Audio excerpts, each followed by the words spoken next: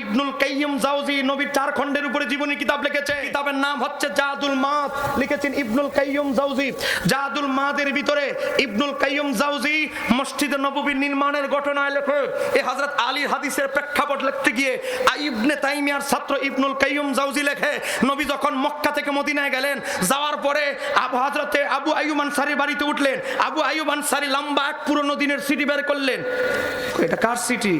ইয়া রাসূলুল্লাহ, আমার দাদার বাবা তিনি ছিলেন একটা রোমান সম্রাট, ইয়াসরিব মদিনা দিয়ে যাচ্ছিল, ইহুদি একজন আলেম ছিল। সে বলল, আপনি কি জানেন এটা কোন শহর সম্রাট? এটা কোন শহর? এটা হচ্ছে ইয়াসরিব, সামনে এটার নাম হবে মদিনাতুল মুনাওয়ারা। এই জায়গায় নবী হিজরত করবে, আখিরি নবী নবীল উম্মি, এই জায়গায় ওনার রওজা হবে। একটু জোরে কর না মারহাবা। এই খ্রিস্টান সম্রাট বলে, ইহুদি আলেম, কোনোভাবে কি আমরা তার জমানা পাবো? না, আমার ছেলে পেতে পারে, তাও জানি না। আমার কিছু হৃদয়ের কথা যদি উনাকে বলতে পারতাম। বলার একটা রাস্তা আছে। রাস্তাটা কি?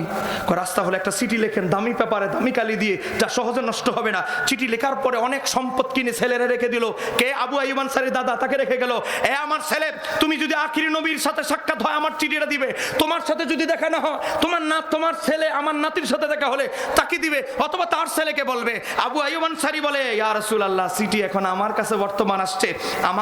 আমার দাদার বাবা চিঠি দিয়ে লিখে গেছে, আপনার যতটুকু জায়গা প্রয়োজন বাসস্থানের জন্য আপনাকে হাদিয়া দিতে, এই জায়গাটা আপনার জন্য ঠিক করেছি। এই জায়গা আমার নবী তার বিবিদের জন্য থাকার ব্যবস্থা করলেন। আমার নবী বললেন, মসজিদে নববী নির্মাণ করবার পাশের জায়গাটা আমার দরকার। আবু আইয়ুব আনসারী বলে, ইয়া রাসূলুল্লাহ, পাশের জায়গাটা তো আমার না। কার পাশের জায়গাটা? এখন বর্তমানে যে মসজিদে নববী, এখন যে নবীর রওজা, যে মসজিদে নববী, এই জায়গার কথা বলছি।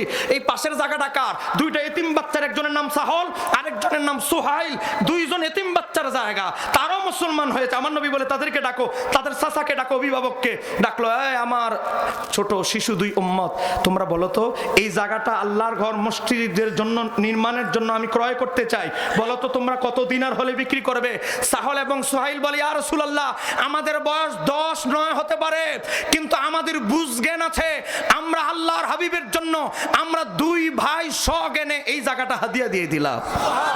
আল্লাহর হাবিব বলেন, আমি হাদিয়া তোমরা বলেছো, আমি পেয়েছি, কিন্তু নেওয়া যাবে না। কেন ইয়া রাসূলুল্লাহ? তোমরা এখনো ছোট, আমি যদি তোমাদের জায়গা নেই, ইহুদিরা মুনাফিকরা বলবে, কেমন নবী আসতে দেরি, এতিমের জায়গা দখল করে ফেলছে, আমি কিনে নিব। বলো বাজার মূল্য কত? চাচা বললেন 10 দিনার। ঠিক আছে, 10 দিনার দিয়ে ক্রয় করে এখন এই জায়গার ভিতরে পড়ে গেছে কিছু উঁচু উঁচু কবর, ইহুদি নাসারাদের কবর। আমার নবী আলীকে বললেন, আলী, এই জায়গা তো এখন মসজিদে নববী হবে, এখন তো ইহুদি, এই জায়গাটার মালিক আমি রাসূলুল্লাহ, এজন্য এই মসজিদকে বলা হয় মসজিদি নবীর মসজিদ। এই জায়গায় যতগুলো কবর আছে, যেহেতু এটা আমার সম্পদ, সব কবর ভেঙে ফেলো।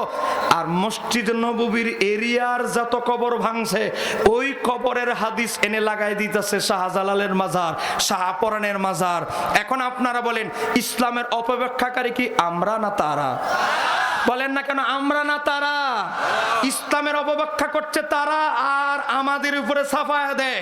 আল্লাহ এই ষড়যন্ত্রকারী ব্যক্তিদের থেকে আমাদের ঈমান আমল হেফাজত করুন। একটু জোরে বলেন আমিন।